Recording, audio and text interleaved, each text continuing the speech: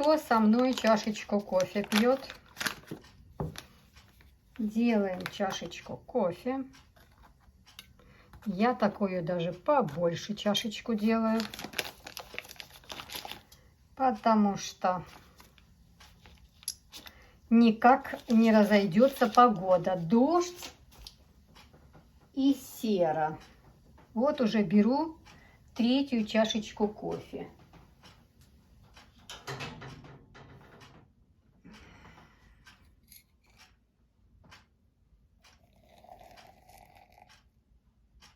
Это подогрело, знаете, подогрело немножко молочка, знаете какое?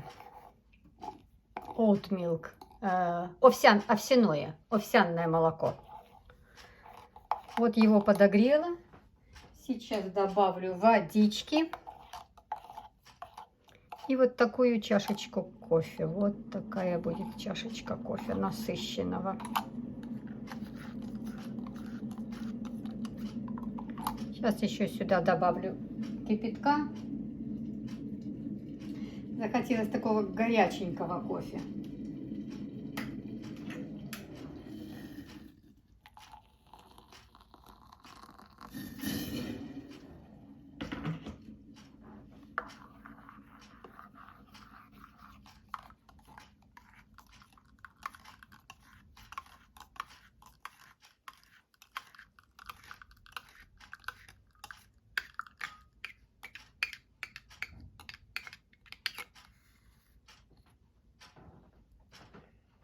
Вот такая чашечка кофе.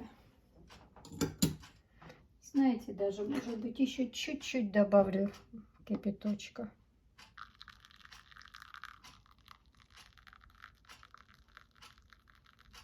Да, вот так. Хотела добавить это молочко. С этим молочком делать соевым. Но оно с холодильника и холодное сюда добавишь прям. А мне захотелось прям такого горяченького, насыщенного кофе. Так что взяла другое молочко и подогрела его. Ну все, пойдемте пить чашечку кофе, кто хочет со мной. И мы с вами поболтаем. Приветик счастливый вам. Приветик счастливый с чашечкой кофе. С чашечкой кофе. Погода 13 градусов у нас.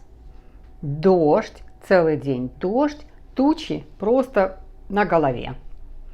Серо, темно, света тут повключала, чтобы только как-то немножко осветить кадр.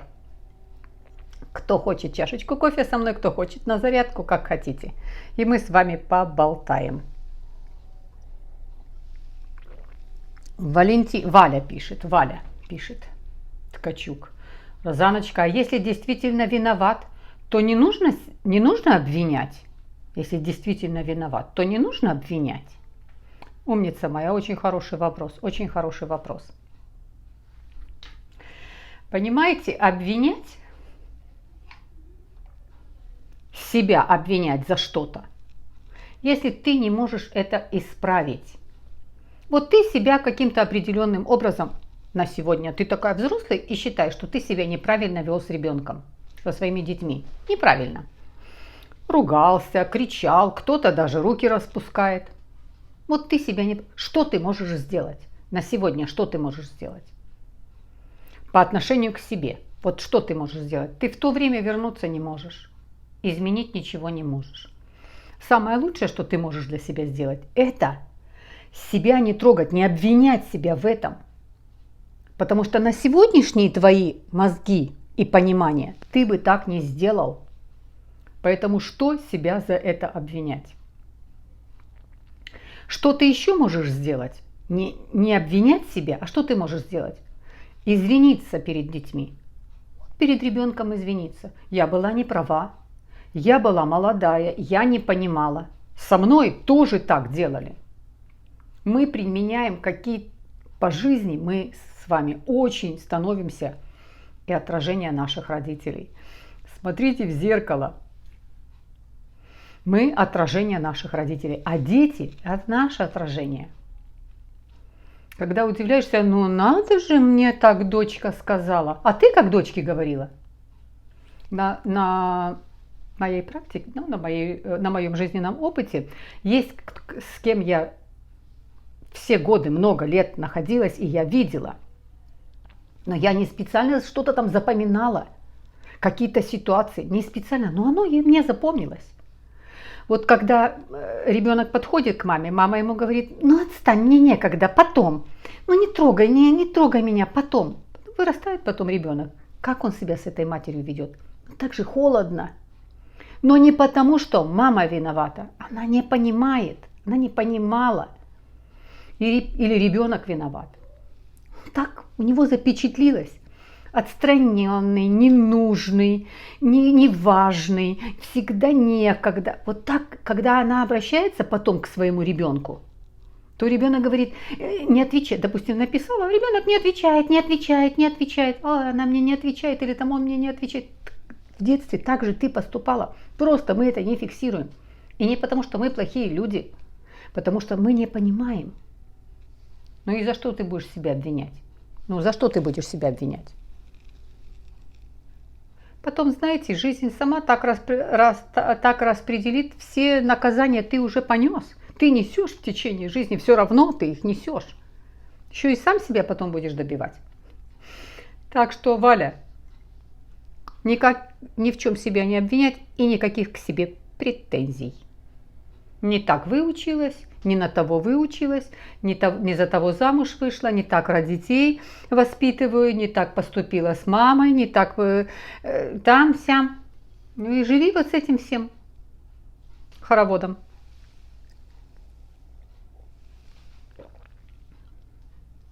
Я в своих видео ни на чем не настаиваю, ничего не утверждаю.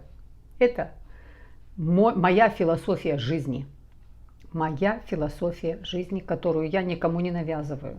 Но кому она созвучна, кто это слышит и кому оно вот садится, вы будете всегда в самом, что ни на есть, психологически здоровом состоянии. Кто-то пишет: Розана, не может быть, надо испытывать эмоции горя, надо испытывать эмоции несчастья, надо испытывать всю гамму эмоций. Вы испытываете? Пожалуйста, вы правы. Какую гамму эмоций хотите все собрать, испытывайте. Это искусственно не делаешь.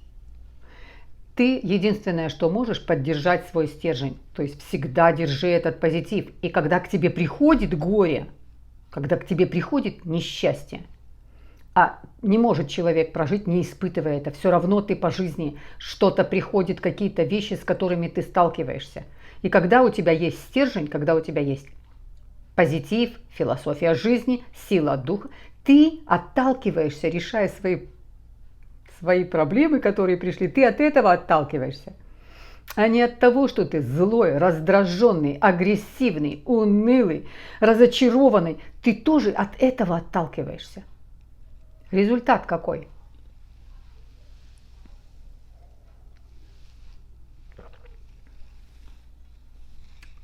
Следующий вопрос. Розана. Сейчас я найду его. Татьяна, по-моему, написала с фиалкой. Татьяна написала: Розана, где ваша фиалка? Что у вас с фиалкой? Как она себя ведет, фиалка? Прижилась, не прижилась?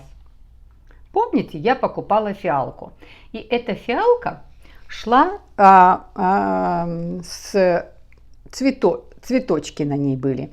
Цветочки сами были такие фиолетовые и желтенькая серединка. Ну, до того красиво было. Такие красивые были.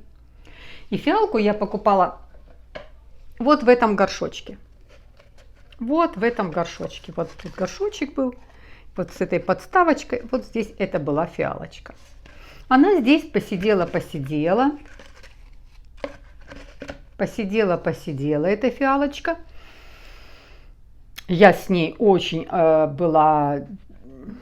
с ней была, полюбила я ее. Вот знаете, мы друг друга, я ее и в магазине, там гораздо были красивее и бросались больше в глаза. Но вот я как-то рука потянулась к ней.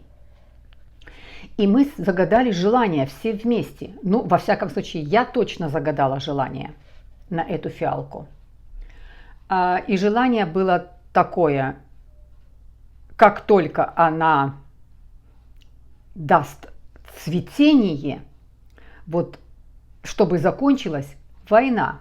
И я думаю, ни одного человека на свете нет, особенно все, кто меня смотрит и слушает, никого из вас нет, кто бы не хотел, чтобы это желание осуществилось, кто бы не хотел, чтобы это все закончилось. Так вот, я эту фиалочку, какие только условия создала, в красивое место поставила, я ее с ней носилась, где чуть-чуть солнышко, я туда, если сильно солнышко, я подвину. И она дала очень хороший результат. Вот куда пересела. Я ее сюда пересадила. Ну, посмотрите. Очень здесь она прижилась. Ой, и вот. Горшочек вот в этом была. Посмотрите, как разрослась. И я думаю, вы видите, какие плотные, крепкие листья. Такие прям, знаете, она прижилась. Я вижу, что она очень хорошо прижилась. Но пока не дала ни одного мне цветочка. Вы себе не представляете, я с ней ношусь. Ну, красавица.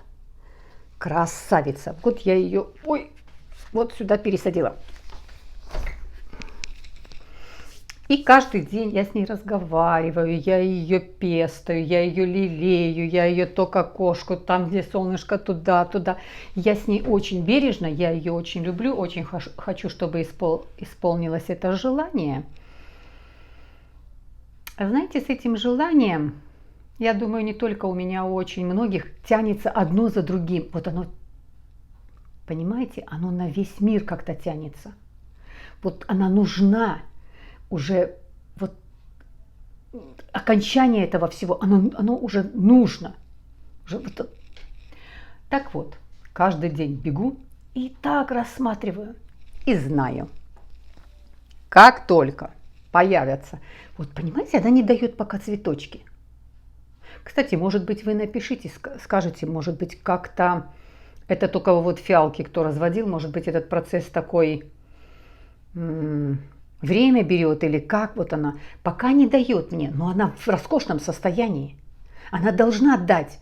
Я уже к ней подхожу, я уже с ней разговариваю, я ей говорю, я уже жду твоих деток. Ну где эти куколки? У тебя будут, говорю, такие красивые. Они так украсят мою жизнь, наш дом. Давай, говорю, давай, я жду, мы вместе ждем. Я с ней, с этой фиалкой, вы себе не представляете. Вот показала, вот она фиалка. Так что, как только появится, посмотрите, закончится война. Закончится. У всего есть начало и у всего есть конец. У нас есть с вами начало, жизнь, начало. И у каждого из нас будет в разное время, но оно будет. Розана, как вы справились? Многие ждут, как справилась я с шумами.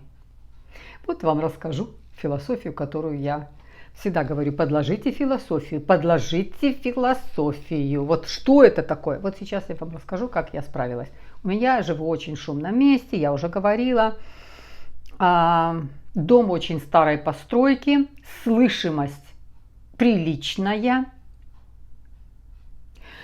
На улице загруженная активная улица, где и пожарки мчатся, и такси, и утром в 4 утра приезжают мусорки, забирают мусор, тут кафе на кафе, какие-то то товары, продукты привозят, уже с 4 утра уже жизнь кипит, уже там мусорки привозят, товары загружают, другим, в общем, вы себе не представляете, пожарки, и полиции, и все, что хочешь.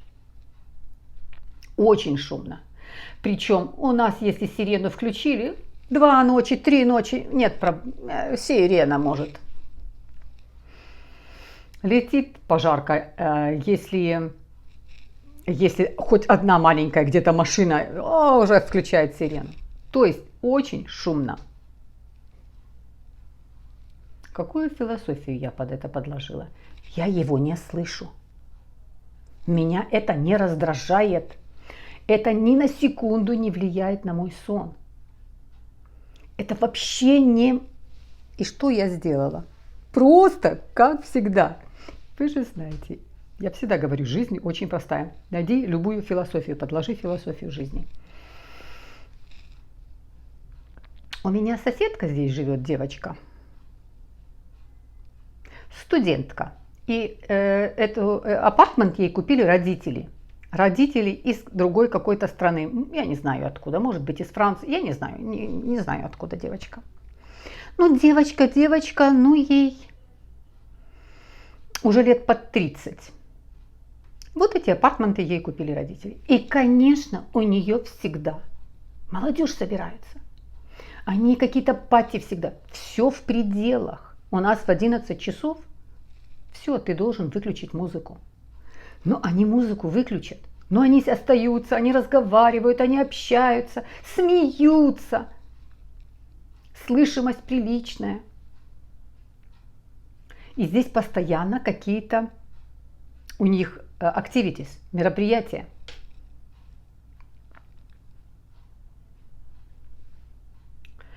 Поклонников у нее много. Ну, молодая жизнь, понятно. Один раз я захожу в парадную, вся парадная усыпана розами к ее двери. Прям с подъезда туда к ее двери. К девочке к этой. Что я? Вот я себе говорю. Я такая Розана в 62 года спать легла в 9 часов. А тут разгар, просто роскошный разгар, компания, молодежь, смеются, танцуют, общаются, подпевают этой музыке.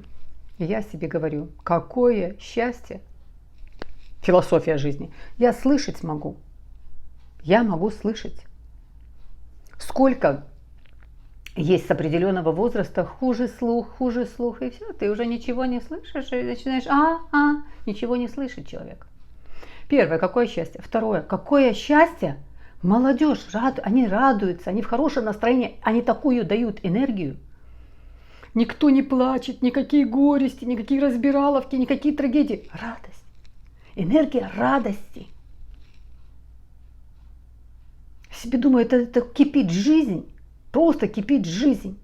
Я всегда возвращаюсь в свои 20, 25, 30.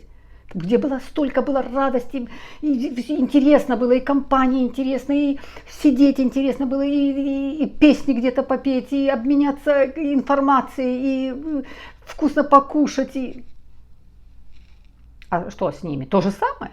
То же, как было у меня. То есть я себе сюда возвращаюсь. Но самая главная моя философия в другом. То есть я не ищу ничего от этого.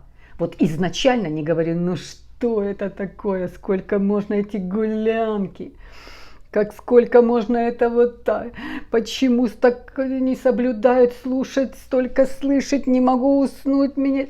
Я изначально ищу только позитив. Но философия в другом, в самом главном. Я себе говорю, Розана, это не твой шум, это не твоя тревога. В твоей квартире, в твоем сне никто тебе не мешает. Вот у тебя время сна, у тебя время покоя, у тебя время расслабиться. А то, что за апартментами твоими, за твоей квартирой, то есть outside, снаружи, не вот в этом месте, где я, это не твое. Оно не должно тебя раздражать. Это не в твоей квартире скорая летит. Она не к тебе летит. А у меня не раз было, когда ко мне летела скорая.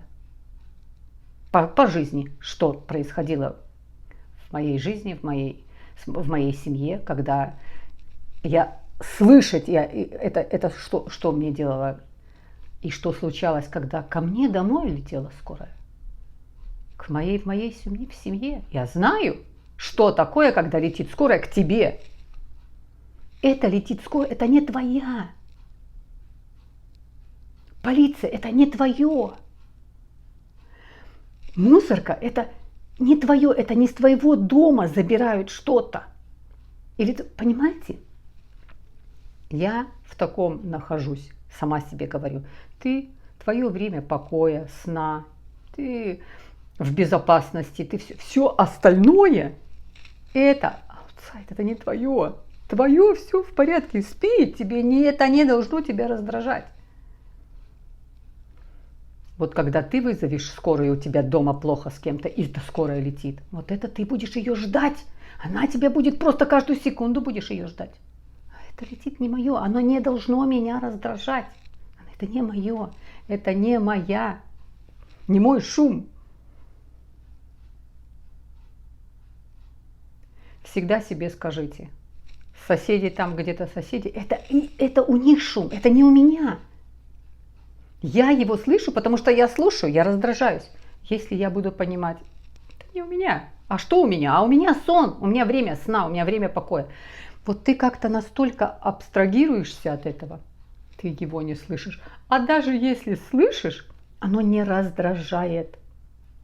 Оно не раздражает. Я, конечно, если, например, приехала утром, там у нас не каждый день мусор забирают, приезжают, там, допустим, 2 раза в неделю у нас забирают. Если 2 раза забирают, я полгода не слышу, а 1 раз там звоню, мы рядом с моей сестрой, рядом, она в следующем билдинге живет, то есть мы с ней одинаково. Звоню, говорю, слушай, сегодня так мусорка, мне сестра говорит, да, я не слышала. Или мне сестра говорит, слушай, так сегодня продукты привозили, такой тот шум был. Я говорю, да, я не слышала. То есть иногда полгода не слышишь, но в какой-то, если ты и проснулся от того, что тебя с улицы что-то разбудило, ты не злой, оно тебя не раздражает. Вот оно тебя не раздражает. Оно тебе не портит твой день. Подложите философию. Я вот в моем мире, это не мои шумы. Это не мои шумы. Почему я должна на них раздражаться? Это какое счастье, что я слышать могу. Это счастье. Я слышу, потому что это мое счастье, что я слышу. Но это не мой шум. Вот так адаптировалась.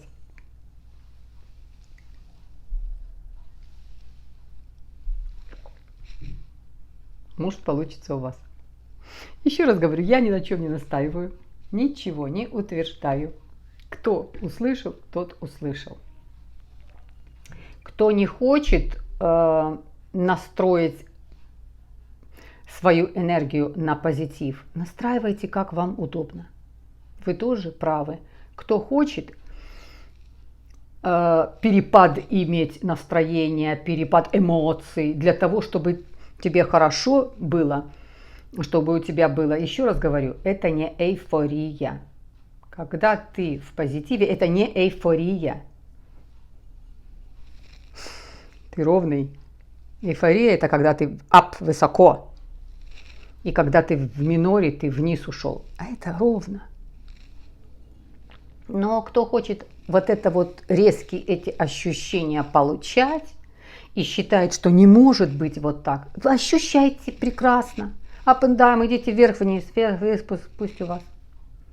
Вам так, как так, кто как. Вы тоже правы, безусловно. Все, заканчиваю. Такой вкусный кофе был, душевный. Так, вы знаете, прям с удовольствием выпила. Бесконечно вас всех уважаю, обнимаю, жду от вас. Да. Красивые, легкие лайки. И напоминаю вам про них. Обнимаю вас. Кто хочет поддержать канал, и девочки мои хорошие делают поддержку. Я была очень, знаете, удивлена. Все, кто прислал донаты, вот по этой ссылочке, где, thanks, спасибо, у всех, наверное, на разных языках, спасибо, вот эту опцию сделал. Я вам, конечно же, писала благодарности. И вдруг вот прошло какое-то время, я получила их, я вижу, как будто бы что-то... Я вам написала, еще раз вас всех благодарю, все, кто поддерживает канал, кто хочет поддержать канал. Есть всякие варианты, есть ссылочка на PayPal, есть специальная thanks, благодарю, туда можно сделать ссылочку. Я вам буду признательна, буду вам благодарна всем, кто это делает. Большое-большое спасибо. Все, кто спонсоры канала, мои хорошие спонсоры канала, тоже вам спасибо большое. Друг друга поддерживаем. Поддерживаем что? Позитив. Обнимаю вас.